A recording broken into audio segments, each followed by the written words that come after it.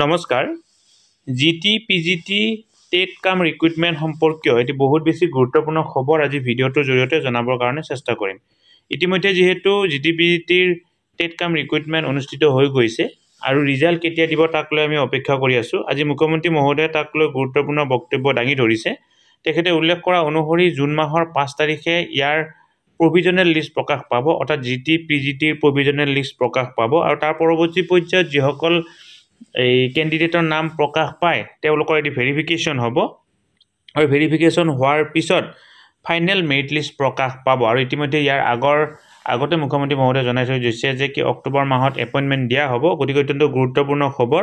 তেখেতে কি বক্তব্য দাঙি ধৰিছিল আহকচোন সেই কথাখিনি শুনিবৰ কাৰণে চেষ্টা কৰো মোক আৰু এটা প্ৰশ্ন বহুতে খুদি আছে যে পিজিটি আৰু গ্ৰেজুৱেট টিচাৰৰ পৰীক্ষাৰ ৰিজাল্ট কেতিয়া দিব আমি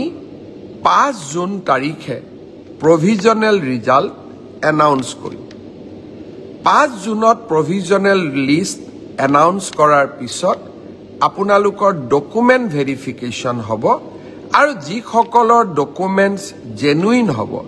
তেওঁলোককে আমি চূড়ান্তভাৱে পৰীক্ষাত উত্তীৰ্ণ হোৱা বুলি ঘোষণা কৰিম অৰ্থাৎ পৰীক্ষাৰ ৰিজাল্ট কেতিয়া দিব উত্তৰ 5 জুন তাৰিখে দিব